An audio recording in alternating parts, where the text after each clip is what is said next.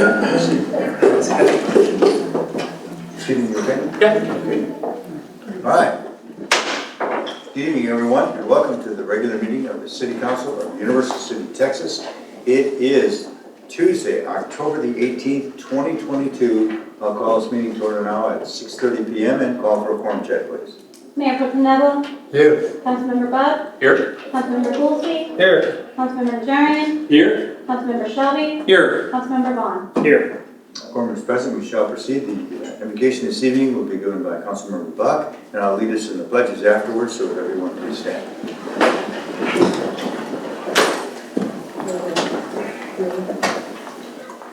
Holy One, known by many names and beyond all names, Spirit of life, Spirit of love, Spirit of community, Spirit of justice. We ask your blessings on the people who have been called to lead the community in which we live and work and play. Help us as leaders to not ask first, how do we fix this, but what do we need to learn? How might we need to change? Remind us, because we all forget from time to time, especially in the noisiness of what passes for political debate today, that they are not only leaders, but also servants, and that it is their responsibility and ours to serve the common good of all. Remind us that no matter where we live, everyone, no matter their background, or their religion, or who they choose as their partner, is our neighbor, our sibling, and that throughout the ages, prophets have called the leaders of the people to respect and protect the least of those among us. We ask for your spirit and guidance this evening as we make our decisions that will affect the residents of our great city.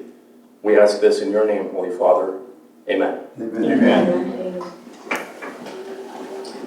I pledge allegiance to the flag of the United States of America and to the republic for which it stands, one nation, under God, indivisible, with liberty and justice for all.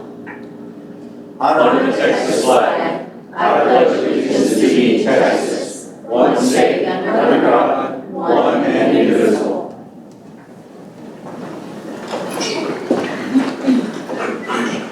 Welcome. Thank you for coming this evening for our second meeting in the month of October. We're very pleased to have you all here this evening.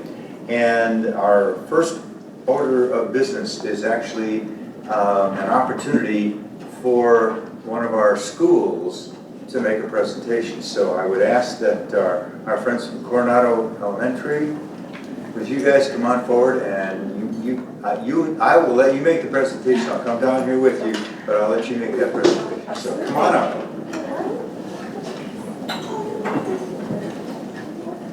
By the way, my kids all went to Coronado. Oh, wonderful. So there's a real bond between me and Coronado Elementary for sure. So, okay. Come here, kids. Stay right down here. See, these are future leaders right here, guys. Come here, guys. These are future leaders. All right. So I'll turn it over to you. You tell us what you want to say, and I think everybody's going to really appreciate this. Absolutely. So we just wanted to say thank you from all of the students and staff members at Coronado Village Elementary. We were lucky enough to be able to reach out and ask for some help in building a garden that we're just starting there. So we have a couple of beds, we have some plants that we were able to get through Texas AgriLife, and we were so lucky that when we contacted the Public Works Department here at Universal City, they were able to bring out some soil for us and some chip material that might have otherwise gone to waste. So we have those piled up in the back of our school right now, and we are so excited to dig in and get ready to be able to share that and spread that throughout our garden area. So we're building it step by step, and with Universal City, us here at Coronado Village and Judson ISD, we want to thank you all. It is a partnership. These are our kids, and our kids wanted to come and make sure they said thank you. So we have some cards for you guys. Okay. And a picture Randy, of us in come the on up here. garden. Yeah. This is our Public Works Yes, Director. Randy, thank you. Yes. Thank you so You're all much. familiar with Randy, I'm sure. Yes. Okay.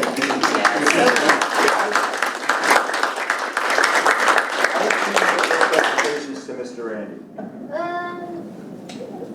And then to some of the people behind you, you can do that as well. You want to give him a couple and then go present some to your council members? Yes. And so Wanna do that? as we pass them, we'll say, here you go. Thank you for all of your help. So do you want to go ahead and pass those out? But what if someone wants to read the card? We'll give them that chance. They can read us out, yes. Did you want to read your card? Okay. Would you like to read one? You absolutely. Okay, go ahead, honey. You can look for yours and I use Here, I'll hold that one. You So guys. much fun. There you go. Okay. All right. So Elizabeth, would you like to start with reading your card? All right. Thank you for the mulch. Go ahead, son. Now you got a microphone, so you can read it again. We thank you for the mulch and the soil. We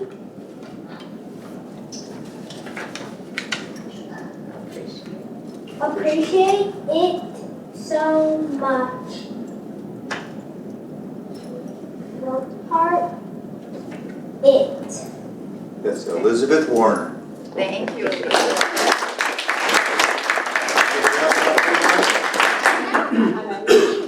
Guys, you got lots of them. This is our class. Okay, all right. Let's make those presentations to Mr. Randy, okay? So make sure you're facing this Thank way. you, appreciate it. You want to read yours? Okay, here you go, read yours. Universal City, we thank you. Thank you for soil and mulch, and helping our garden. Gracias.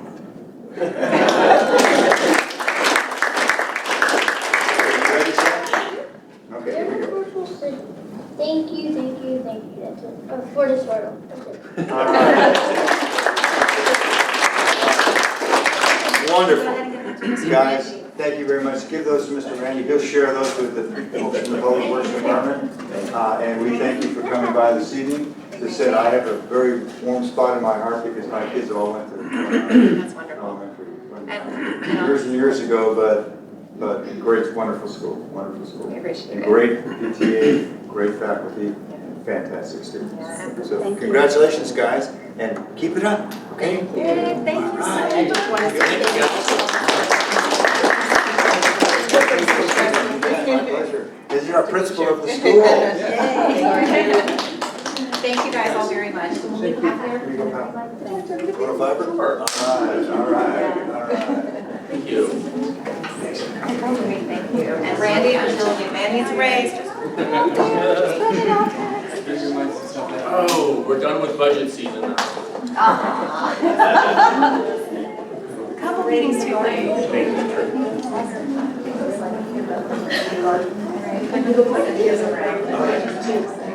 Well, these occasions make it really, really fun to be up here.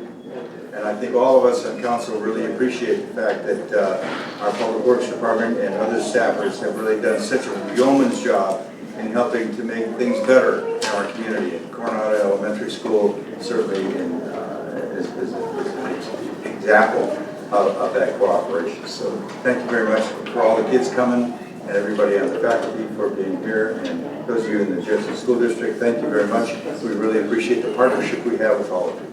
Okay. First item we have on this evening's agenda is our minutes of the previous city council meeting. That's tab number 8, which is the October 5th, 2022 regular meeting. Move to approve. Motion made by Councilmember Najarian, second by Councilmember Goolsby. Discussion further, anyone? All right, call the vote please, Chris. Councilmember Najarian. Aye. Councilmember Goolsby. Aye. Mayor Pro Tem Neville. Aye. Councilmember Buck. Abstain? Councilmember Shelby. Aye. Councilmember Vaughan. Aye. Okay, that motion passes. We'll move on to citizens to be heard. This is an opportunity, as you can see, for citizens to address council on issues or concerns. It needs to be informative, and it always is very informative. It's very helpful to us. And there's no council discussion on it, or decisions made, or discussion back and forth between us, but it's our chance to hear from our members of council, to hear from our citizens as to how they feel about particular issues. So we welcome that. We have 3 individuals that have signed up this evening. First individual is Mr. Cole Taganine. Taganine. Oh, I was close. Come on up. You were close. Just give us your name and address for the record, please. Yes, sir. Hello, Mayor Williams and Councilman. My name is Nicole Taganot. I am the Chief Communications Officer for Judson ISD, and here with me is one of our board members, Suzanne Knoyer. know most of you. Hello.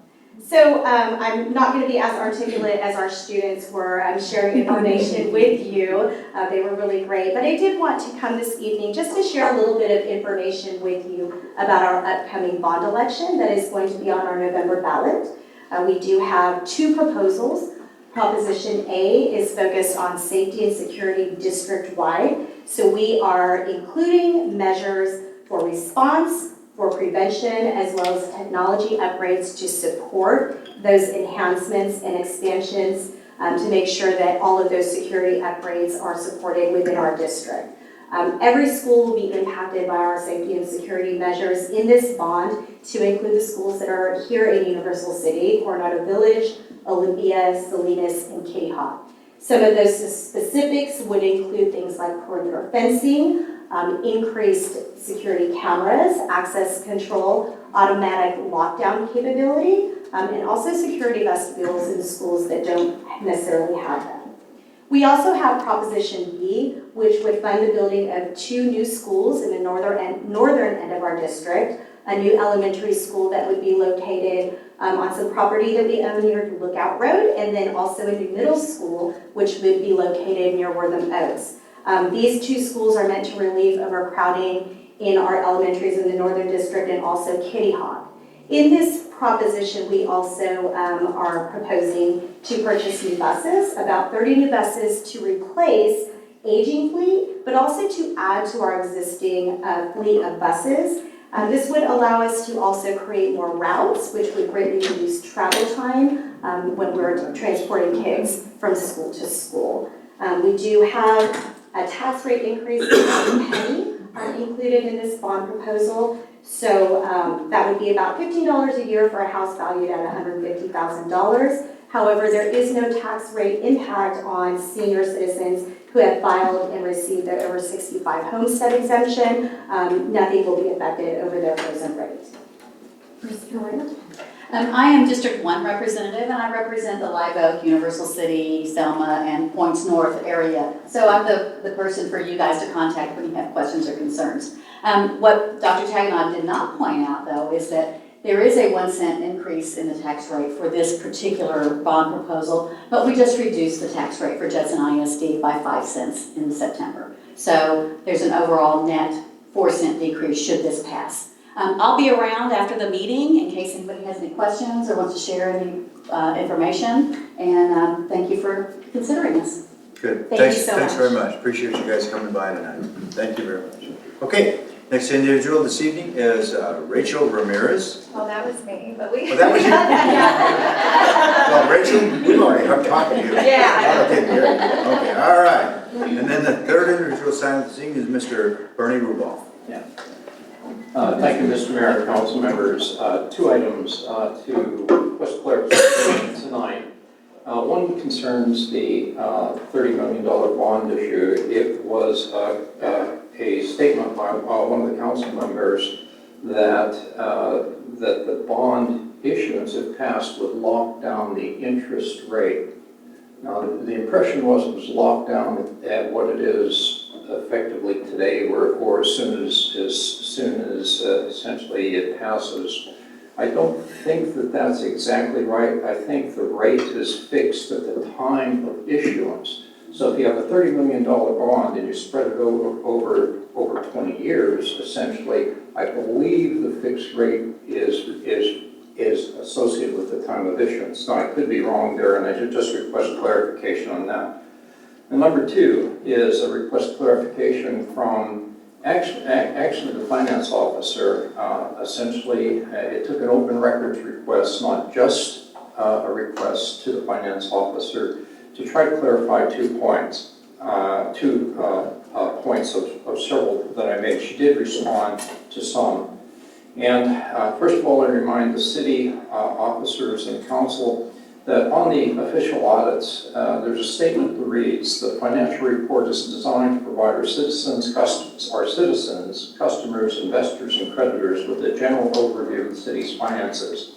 If you have any questions about this report or need any additional information, contact the finance department, So I did, and essentially got no response again until an official open records request, which I didn't think I should have had to do. But the real question is this, and it boils down to 2 points of clarification. In the audits, consistently from year to year, there is, and I don't have the page citation with me, but you'll follow through on it. There is essentially a quote to the effect that fire trucks and golf carts and golf equipment are leased to the tune of $940,789,000. Okay, so the point of clarification that I wanted was what part of that $940,000 was actually dedicated to the golf course. The second part of clarification was essentially with regard to the bank notes that the council has approved for golf courses in the past. I wanted to know exactly how much debt that we still incur in those bank notes. It doesn't appear in other items of the audit. Then finally, essentially there's a statement that said on page 22 that non-operating revenue was from venue taxes, and there was a transfer of $644,000+. And then on page 14, there's an additional $116,000 that appears to be from a different government activity. Now, it just was, I just asked for clarification on what government activity was associated with that venue tax. And of course, finally, the total operational expense is listed on the audit, but I'm not aware if that total operational expense actually identifies the long-term employee costs and deferred liabilities. So essentially, there are some items that I just as citizens would like some clarification from the Finance Office. Thank you very much for your attention tonight. Thank you, Mr. Rubel. Okay, did anyone else wish to address council that didn't have a chance to fill out the form? This is your opportunity. Okay, well, thank you very much. We'll proceed on then with the next item. We'll move on to our business for this evening. First with this tab number B, which is to discuss and to consider ordinance 525-V-2022.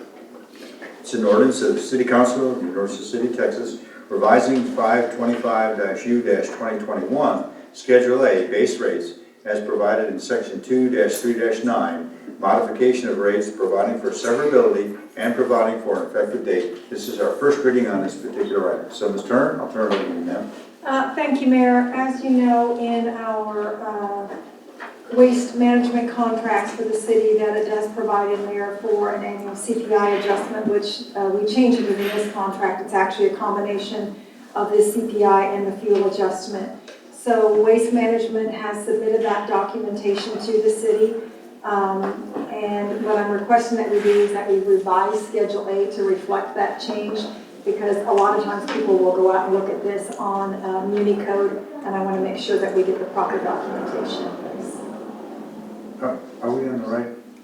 You have to click on tab C to see item B. I'm sorry? C is B. Yeah, click on tab C. C is B? C is B, B is C. Okay, then we're cool. Yeah, it's a mix-up in the way it's written. Okay. Okay. I'm on the right, am I on the right one? You're on the You're on the right. You're on the right one, yes. Okay. It's in the I just agenda think notes. It's on the, yeah, okay, that's cool. Electronically scribed. All right, so, all right. Any discussion, questions? Yes, Mr. Blue. Could you repeat that? Well, what are you asking us to do? So in the waste management contract that we have with them, it provides that they have the ability to do a yearly adjustment for the consumer price index as it relates to municipal waste. In the ordinance that we have, it's 85% consumer price index and 15% fuel price adjustment. So they came up with what that rate is based on the U.S. Department of Energy and the Bureau of Labor Statistics for garbage and trash collection. And that's how they gave us what the proposed increase is going to be. And because it changes our rate schedule, I'm asking you to approve a revision to the ordinance so that we always have the most updated information in it. Okay. Any other comments? Yes, Phil? It just wasn't clear from the ordinance. Can you just spell it out for me? So tell us what the residential rate was and what it will be. Oh, I'm sorry, yes, so the residential rate was 22.11, and it's proposed to be at 24.23. Okay. Yes, Mr. Shelby. Move for approval. Okay, motion made by Councilmember Shelby. Do I have a second?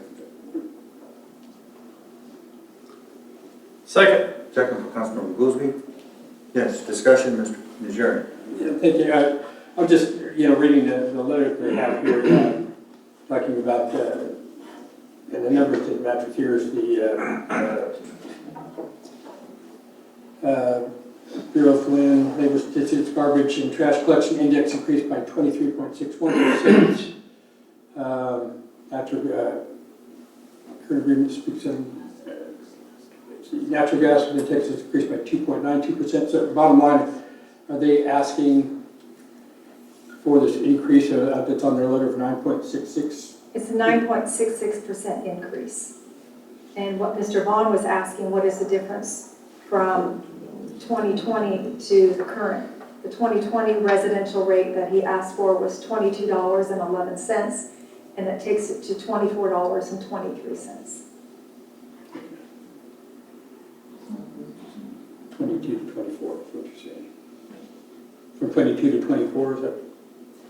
Yes. Okay, thank you. Okay, Mr. Shelby, then we'll get Mr. Vaughan. Thank you, Mr. Mayor. So is this just residential rates? This is all rates, right? Commercial All as well? rates, yes, sir. Okay, I This just want to make is the sure rate schedule. Yeah. this wasn't just, Yes, what the percentage for residential, yes. okay. And what is the percentage, the difference between on the commercial side? Is it the same percentage rate? It's the same percentage. So rate dollar-wise, it's just across gonna the be board. Percentage rate across the board is the Okay. same. Thank you.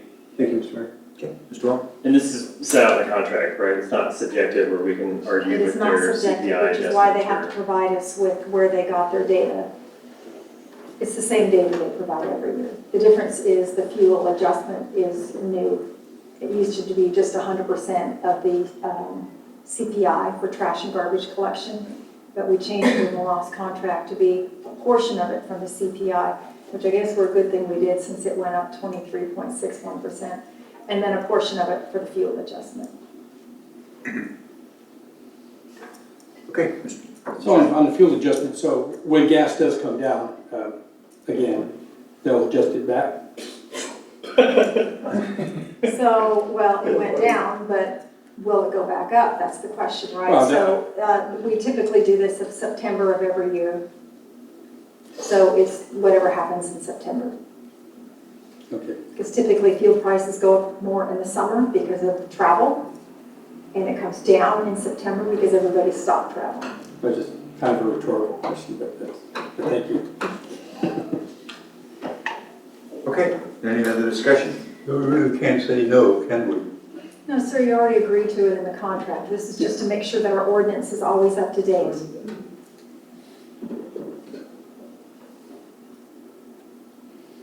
All right. Go ahead. And yes, Mr. Goolsby.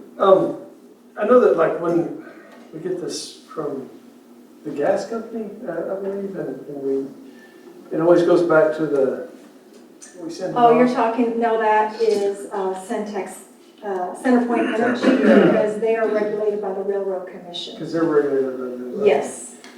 Okay, so, and basically this just says the Bureau of Labor Statistics increased by 23.61. I read that, I trust that. Do we verify that? I mean, that's basically. That's why they list the report where you can go and look it up to find the number that they used. Okay. It's online. Excellent, thank you.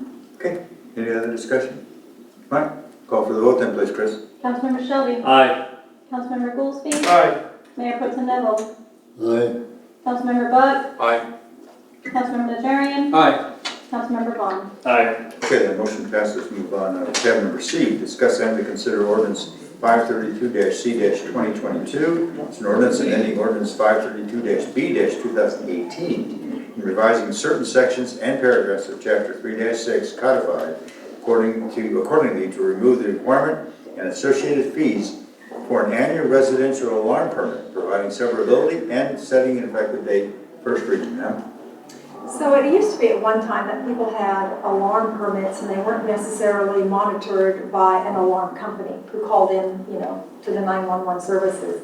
Either if the alarm went off and you as the resident called in, or if you weren't home, your neighbor called in. Most of the people that have alarms today are through an alarm company. And so the alarm company calls the dispatch office to say where the alarm is, who the resident is, whether or not they've answered the phone or not answered the phone.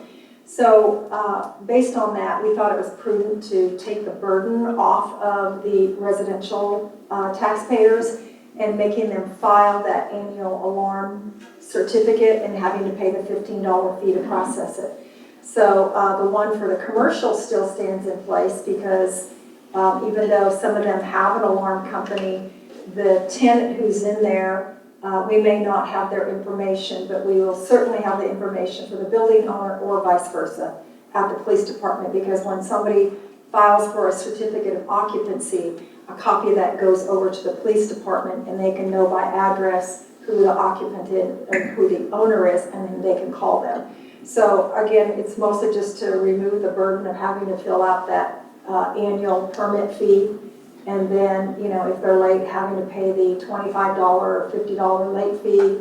I just don't think it's fair for residents to have to do that. Move to approve. It serves no purpose. Second. Okay, we have a motion by Councilmember Goolsby, and the second one is by Paul said. Councilmember Najarian. Any discussion on this particular item? Yes, Mr. Shelby. Thank you, Mr. Mayor. Mr. Turner, I just want to make sure a question for clarification. The cover sheet says $15, but the red line says $10. Oh, that may have been a typo on my part. So is the red line the correct number on the actual ordinance? Well, the ordinance was to remove. Right, no, it's red, it's got the $10 per calendar year is required, it's red It's line. probably It just, $10 then, whatever the ordinance says. Yes, $10. Thank you. thank you for clarification. Okay. Very good. We have a motion and a second. Any other discussion on this item? All right. Chris, call for the vote then, please. Councilmember Goolsby. Aye. Councilmember Najarian. Aye. Mayor Pro Tem Neville. Aye. Councilmember Buck. Aye. Councilmember Shelby. Aye. Councilmember Vaughan. Aye. Okay. Let's move on to the tab number D. Discuss and to consider ordinance 361-AD-2022. It's an ordinance amending ordinance 361 and Article 4, fees and charges for licenses, permits, inspections, certificates, services, appeals, and other official action, section 1-4-40, schedules of the Code of Ordinances, revising certain sections and paragraphs accordingly, and providing severability and setting an effective date. Thank you, sir. This is to remove the $10 fee for the residential. Yeah, this is kind of an extension of what we just had.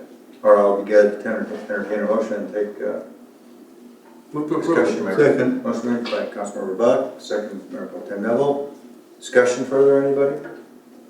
All right, call for the vote, please, Chris. Councilmember Buck. Aye. Mayor Pro Tem Neville. Aye. Councilmember Goolsby. Aye. Councilmember Najarian. Aye. Councilmember Shelby. Aye. Councilmember Vaughan. Aye. Okay, that motion passes. Thanks you very much. Let's move on to tab number E, which is to consider the annual bad debt write-off, the period of 10/2020 to 9/2022. So, Ms. Turner? Yeah, that is for a long period. If you remember last year about this time when we did the bad debt write-off in the utility, the amount was much smaller. And part of that reason was we had a lot of households that were under contracts. Some people chose during COVID not to make payments at all. Some people couldn't make their full payments, so we put them up on payment plans and let them make smaller payments for a very, very long time. We have now come to the point that we believe we are at the end of COVID, and a great majority of people have gone back to work and are off unemployment, that they should be able to be making payments on their accounts. Quite frankly, a lot of people, especially renters, have just up and moved. Some people with rental property have said, yeah, they didn't pay their utility, and so what? They didn't pay their rent either.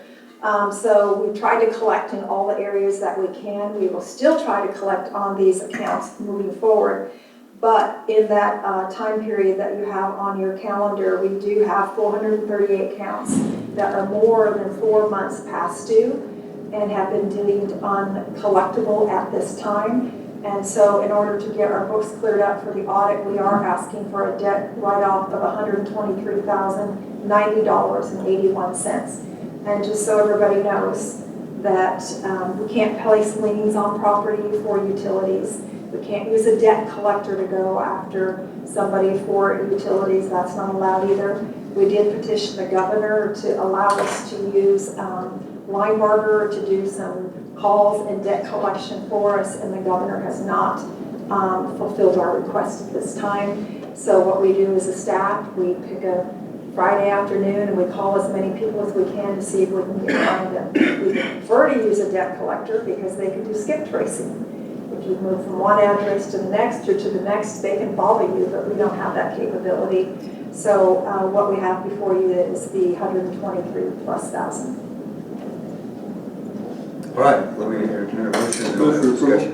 Motion by Councilmember Shelby. Second. Discussion. Second by Councilmember Najarian. Discussion. Anyone? Yes, Phil. You answered some of my questions before the meeting, but I just wanted to restate it. So this is after the deposit's been applied. Yes. These are people that we tried to give them a lot of runway and didn't work out. We gave them 2.5 years worth of leeway. And do you think we're done? Like, are there another 400 accounts that we're still working on? No.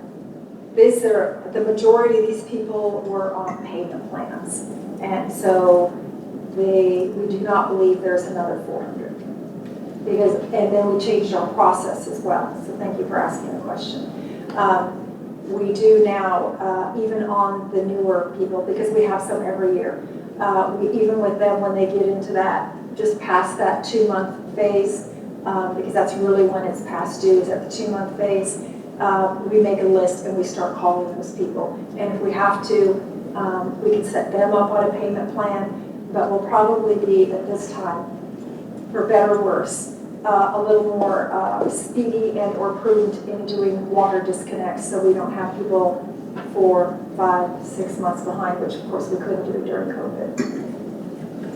Great, and my last question is, and then you answered this before me a few months ago when we did this the first time, but I just want to make sure. So why write it off? Because I think in my mind it'd be easier if Johnny didn't pay his bill, we still had a balance when Johnny came back to try to open a new account, so it'd be easier to find that he had a previous balance. That's our main collection method, right? Is if the person ever tries to reestablish service, is it still easy to find that Johnny had a balance? Yes. Yep.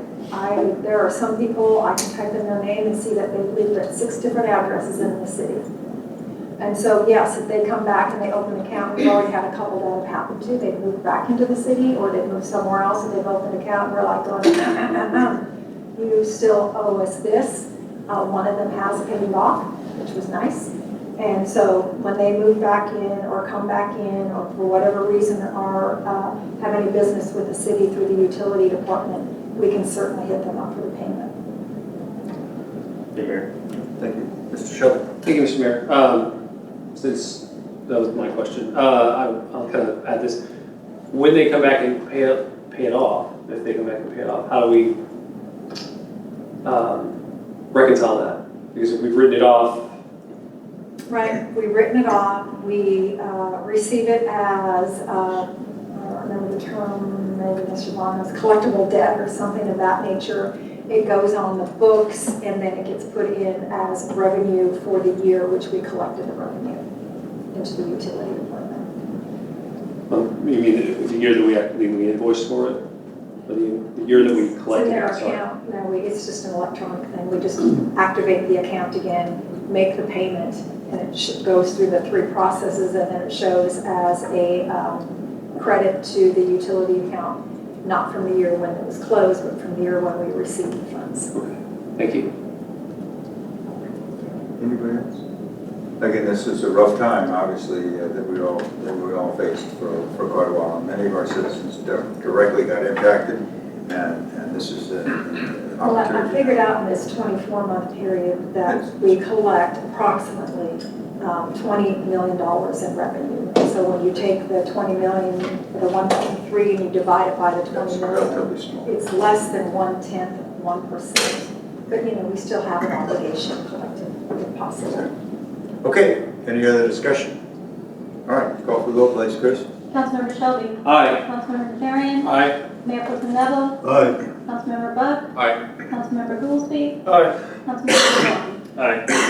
Okay, that motion passes. Let's move on to the next item in business, which is an OTAB. And it's something we had talked about before. This is going to be a discussion on the American Rescue Plan Act, the ARPA budget update. So for you in the audience, we had looked at this some time ago, and council had made its recommendations as where to spend the ARPA funding, which is COVID-related funding. And so this is an update for everybody for this evening. So I ask that we have this on the agenda and we can discuss it so you guys know where we are. Good, Ms. Turner? Thank you. So on your right, you can see that we gave each line a number. So if you have a question, if you could just tell me which line you're looking at or which group of lines, then that would be helpful for everyone, plus everyone in the audience can see it by number as well. So most of these are the same projects that we have submitted to council. There have been obviously some modifications. In particular, if you go to items 6 through item number 14, item 6 through 14, you'll see that those are all generators.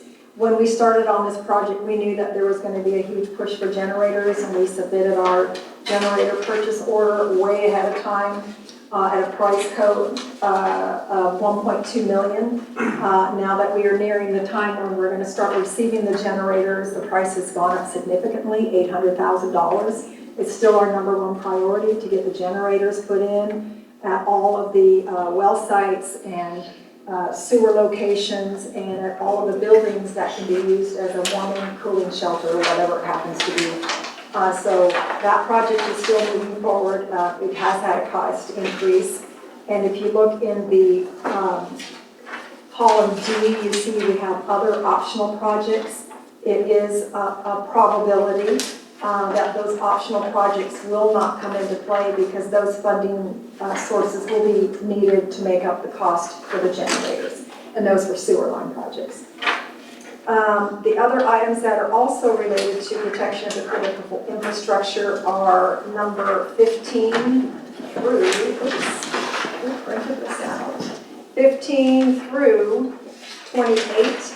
As you can see, those are Wi-Fi connectivity and camera systems at all of our lift stations, standpipes, well sites.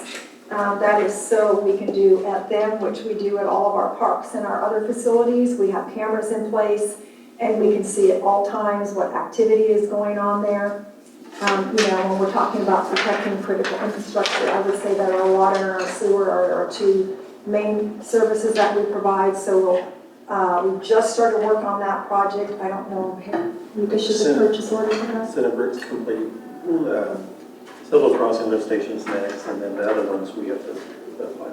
So we have to have part of the generator project have to be ready to go in. So Randy's still working on getting the cameras for those. Of course, the prices that we got for this were 2 years ago, so we are expecting some cost increase in that area as well. And then we get down into, if you'll go to item number 29 and start from there, that's where we started talking about other critical infrastructure, sewer line projects. They're in the tranche 2, and then there are, I think, 3 of them that are in the optional. And so those are very, very necessary sewer line replacements that need to be done. And so depending on how everything works out with the street bond, these streets are on the street bond list. So it may be that when we start working on these street projects, we'll implement these sewer line projects as well, so that we don't have to disrupt the same neighborhood over and over and over again. And then we go to, if you'll go to starting at line 37. So most everything you've seen up to this point is public works and critical infrastructure. And then we start getting into public safety on line 37. And that's where we have the dispatch, CAD software and mobile devices, the computer upgrades that we did inside the police cars, the new radio systems, the mental health officers, smart boards for briefing, fire hydrant, some watchdog retracting stuff, and then a commercial upgrade, and then some compression devices, And one of the things that we saw during COVID and during Snowvid is if somebody didn't have electricity or they couldn't get to electricity, they had medical devices that needed to be charged. And so what we had is our firemen and policemen were making those calls and going out and getting the device, taking them back here to City Hall where we had a generator going, and they would charge them for them and then take them back. But what we're planning for in the future is if we ever have an issue again, we have those charging for medical devices on hand, and we just deliver them to the household. That way they can charge them or whatever else they need in order to carry out their life, because not everybody wants to move to a different area in order to get electricity. And then we also added in some additional jump bags and AEDs into the police and the fire vehicles for emergencies, especially into the police vehicles, because they a lot of times will arrive first on the scene and have no medical equipment whatsoever. And so we started putting things like that and additional fire extinguishers, et cetera, into the police vehicles. And then we also have a decontamination station starting on line 52 for the fire department. As you know, when we went through COVID, the police the firemen would make a lot of calls to people's houses for emergency services and come in contact with people who had COVID or some other kind of disease. And they would get back and we had no way to decontaminate them in a safe place. We were just kind of doing it outside. Or when it got really bad, we only sent one person in and everybody else stayed outside. And we just assisted the EMS people. So this will give us the ability in the future if we need to start decontaminating ourselves and our firemen in EMS. One thing that did get added in was the fire department, a cloud server. A lot of the stuff they do is on the cloud.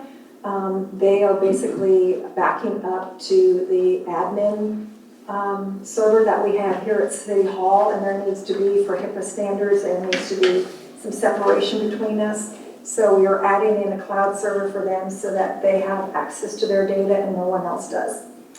Talked about the generators. They did have a lot of PPE equipment and items that they have to store, as well as other items. And so they were at one time storing it inside in every nook and cranny they could find. But you run out of places to put things. So they have an emergency storage supply kit outside their building, and everything is being stored in there. And then we have access control at numerous places. One of them is the golf course. Our water pump station for the golf course is there, as well as the San Antonio River Authority access to that. So we made that a controlled access because it's another way for people to get to our water source, which we don't want. This was already on there, the iron fence. As you know, part of having a generator is we have requirements to protect that generator to make sure that nobody can get in. So we added some extra fencing around some of the generators that we have, and when we get the new ones put in at the pump stations and the well sites, they will have the 8-foot fencing around them as well. File server for stormwater. People think, why do you need a file server for stormwater? It's actually a stormwater GIS, so all of the shape files and maps and data for the fire hydrants, the water lines, the sewer lines, all of that is on that particular server. And so what we've done is we have segregated it away from everything else and limited the access to who has it. And then that one also has a backup shadow server as well. So we always have access to that data since we don't keep paper copies anymore. This is a couple of new ones that we added in was the multi-factor authentication and some additional cybersecurity software and installation. And I know that all of you hopefully have been taking your monthly training. It only takes 3 minutes. And you watch it and you answer a few questions. It's to remind you what is phishing, what is cybersecurity, how do you know if an email is good.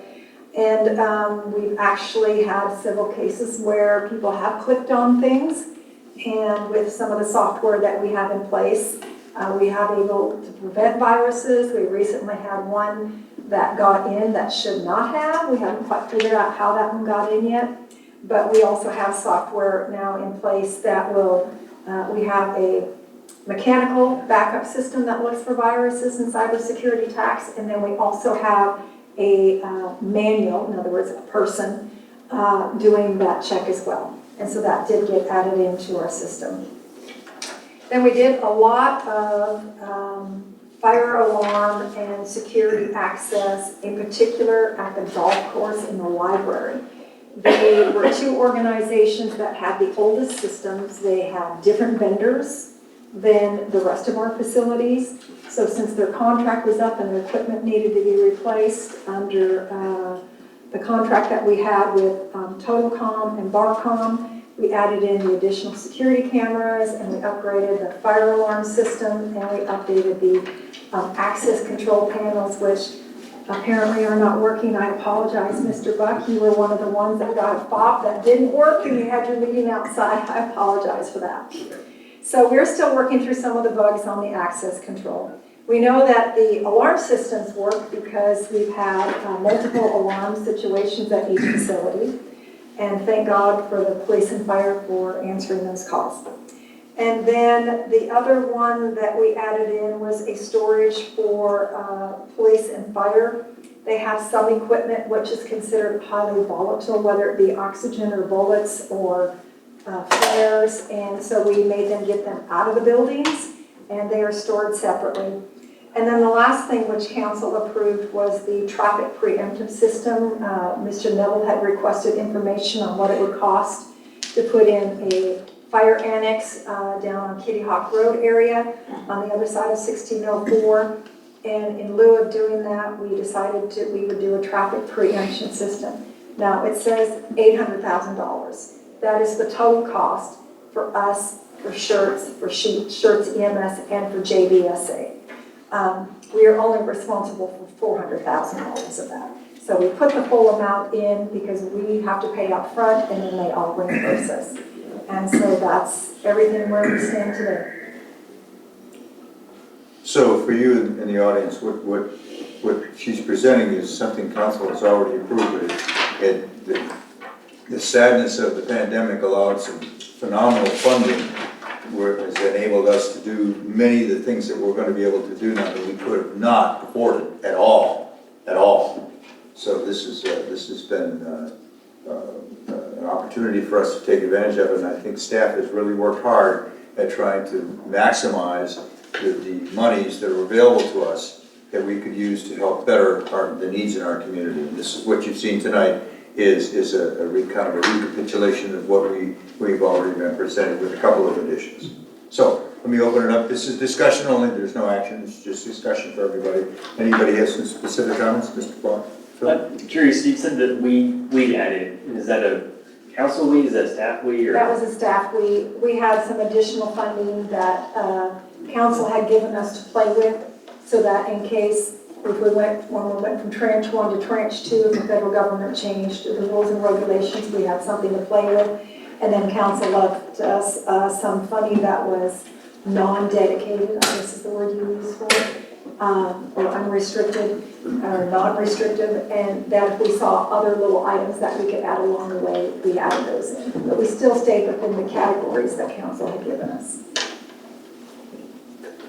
Okay, is that something that you think should come back to council for approval? They can. Because I think you're also asking for some direction on, since we're over on generators, what's going to be scratched or. You're not asking for that tonight, but I mean, No, that's we're kind not really asking for direction on that. We knew that there was a possibility that rules would change and that things would cost overrun, which is why we left such a big fluff. I think initially we left 1.7 million that we could move around if we needed to. I think when we get a little further down the road, maybe about a year, we come back and do this again, and then if some projects are closed out, like the generator, the CAD system and all of that, then we can maybe have you an approved and updated budget, but that's up to the council. I would prefer that we do that just so that we're all on the same page. Sure. Or staff executes something new that wasn't on the plan. Okay. That's my feeling. Okay. Thanks, Phil. Anybody else? All right, I hope you've got a good idea of where the funding is going to go, and then many needs are being fulfilled thanks to the ARPA funding availability. So thank you for the hard work that staff has put in. Council has already been involved with most of this, but we just want to present it to you so you're aware of where we are right now. Okay, that concludes our business for this evening, so I'll now turn it over to our city manager for her comments.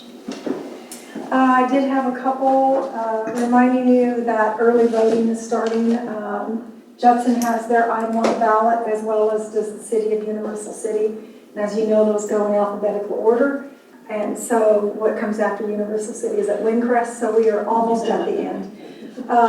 Also, there was an article in the Gateway, a very nice article done in the Impact Community News by them. And then either Wednesday or Thursday of this week, all the residents should be getting a postcard reminding them of early voting and the fact that we have the street bond on the ballot as well. And then also, because it's election, of course, we have to have a pancake breakfast at the fire department, so that'll happen on election day, which I believe is November 2nd. And then if you haven't been to the pumpkin patch, please go. It's been very, very well attended this year. Lots of groups there doing fundraising. And I think the Parks Partners is doing a great job in providing a community service on behalf of everyone. Good, thanks, Kim. Appreciate it. Okay, Mr. Buck, start with you. Thank you, Mr. Mayor. Good evening, everybody. One of the residents during my meet and message event on Sunday afternoon brought to my attention the new City of Universal City app that is out there. Not a whole lot of fanfare surrounding the launch of this app. So it was announced in the Gateway, so I went and downloaded it. It looks pretty good for an initial attempt to get that information out there. So encourage everybody, if you haven't already, go to either the Google or Apple Play stores respectively. Ask Jet, and thank you for bringing that up, because we have been tracking the success of that. And right now we're tracking about 85% of people are using that rather than the Fix-It form, which is great, because it's a little more agile and a little more intuitive than the Fix-It form, which is just send it in and then a staff will get back to you, where the Ask Jet will actually find the answer for you on the website. I do have one comment regarding that the resident brought up to me, was that in order to sign up for text message alerts, it also requires that you also provide your email address. So I'm not sure if there's a reason behind that, when you have to, if all you want is the text message alerts, if we could eliminate the requirement for having to give the address as well. Let's see. So we did that one. I wanted to bring up my Universal City history. On October 21st in 1960, the first instances of door-to-door mail delivery began. Previously, Universal City was on a rural route serviced by the city of Cibolo. So if anybody was around in 1960 and remembers starting to receive mail to their house, that was quite a momentous occasion. Universal City was moving up in the greater San Antonio area back in 1960. Also, thanks to the Pumpkin Patch for everything that they're out there doing. I understand Wine on the Vine was a big success last night. So congratulations to all the groups that are 2 nights ago. Thank you, Chief. Sunday. It was on Sunday. My chief of staff keeps me on the ball here. 2 nights ago, Wine on the Vine was a smashing success. So congratulations to all the different groups that are out there raising the money, and I wish everybody continued success out of the Pumpkin Patch. Thank you, Mr. Mayor. That's all I got. Bear? Thank you, Mr. Mayor. Loving the pumpkin patch. It's fantastic. Thank you for this. This is good information.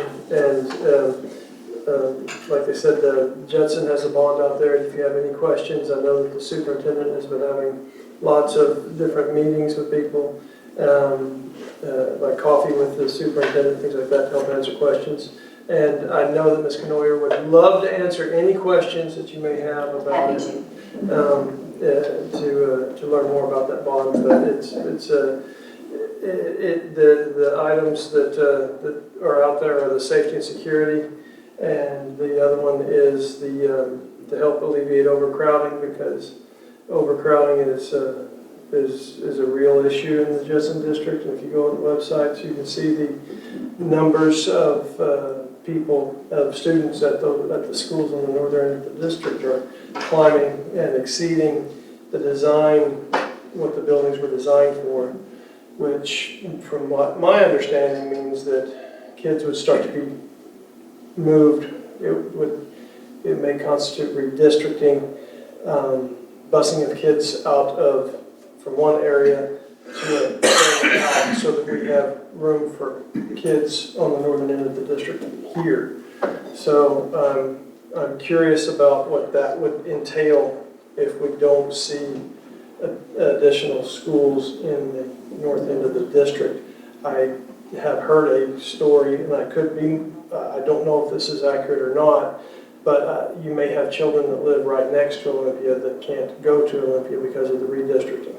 So it's one of those things that I do understand that we can't pick up the building and move it, but they can take a little line on the map and redistrict it that way to get people there. So it's something, it's important, and I ask everybody to go and learn about it. Thank you, Mr. Mayor. Thanks, Mayor. Dick? Thank you, Mayor. I was at the Joint Base San Antonio Cities meeting last week, and it would take me a whole hour to tell everything, but it's interesting what the Joint Base San Antonio and the cities do together. Part of Salado Creek runs through Fort Sam Houston. Fort Sam Houston with the city is going to fence that off so that anybody who wants to be outside in the nature and walk Salado Creek will be able to walk the entire length, even though they'll sort of mark that off for those who want to go through Fort Sam Houston. Also, I also read in today's paper, it doesn't mean it's going to happen, but it was interesting that in the classified it said that they had finished an environmental impact study on the possible move of the Space Force Command, which is now tentatively headquartered at Peterson Space Force Base in Colorado Springs, to San Antonio. At least it's past that. Of course, the next one on the list that we got to eliminate is Huntsville, Alabama. I'll leave that to the guy in the Department of Defense. Otherwise, it's been a great day. Thank you. Okay, thanks, Dick. Appreciate it. Vaughan? Thank you, Mr. Mayor. Try to keep this short, but where do I start? Had the Texas Municipal League Conference downtown. Had a lot of people from all over the state. A lot of mayors, council people, just a lot of people that work in the cities and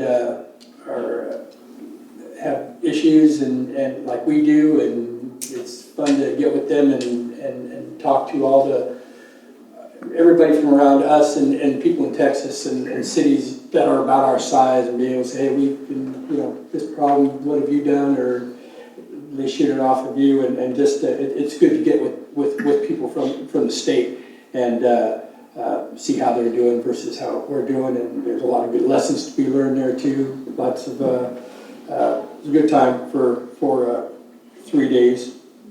Also, this last Thursday, the the NEP meeting, Northeast Partnership meeting that we attended was very informative. And one thing I want to bring up real quick, that our Mr. Blake Partridge got a nice little award there. They awarded him in recognition City of Universal City for his years of service serving as NEP's AAMPO TAC. Right. Hopefully you know Technical committee. Thank you. And committee representative, Blake Edwards has done a lot around this city and the surrounding cities, and very much appreciated, and they let him know that, so that was nice to see. Wanted to say, definitely let us all get out. We've got the bond issue coming up, and the Judson ISD, the A and B, just really wanted to make sure that everybody gets out and votes on those. And since we've been talking about the pumpkin patch, it's been going very well. I spent some time there, one on Vaughan, went very well. And we ended up getting a another truckload of, I want to say, about 50 skids again today. Delivered this morning. Delivered this morning. And it's just nice to see people showing up from this community just to lend a hand. That's one fantastic thing about the pumpkin patch every year. The community directly gets involved, helps out. We've got kids coming in, getting, giving up their time from the different schools around the area, and it's just nice to see everybody pitching in. It's what community is all about, and it really shows up for that pumpkin patch. So I just wanted to give those the city, the residents of the city, and people that help the pumpkin patch, want to give them a shout out and say thank you. And that's all I have. Thanks, Phil? Nothing for me, thank you, Mayor. All right. Thank you. Okay, just a couple of quick items for me. The pumpkin patch obviously has been extremely successful, and special kudos to some of my students who were with JECA, Judson Early College Academy. They came out and helped out on Friday, and they all had a fantastic time. Everybody's getting involved, and I think it's a great opportunity for local nonprofits to get directly involved, and a percentage of that profit goes to them, and they also have a terrific time doing what they're doing and supporting our pumpkin patch. So it's just a terrific event. One other thing to bring up to you guys is we will go to our formal uniform starting in, I know Barrett. Get a clip on, man. We'll wear a long sleeve shirt and ties. Okay, I know it's tough to put a tie on occasionally. We got to get used to that. Anyway, Mr. Neville already has his on, so everybody can display their specific ties that they think will stand out amongst their peers up here on council. So we'll start that in our first meeting in November. All right? Okay. Thanks everyone for attending this evening. Some interesting items we discussed. And there's more to come, but I hope you got a good idea of how those ARPA funds are being utilized by the city. And these are many needed projects that we could have not done without having that kind of funding. So thank you very much for staff and council for overlooking what we're going to be getting in the near future. So thank you very much. It is now 7:34, and this meeting is adjourned. Thank you very much for coming. Bye-bye.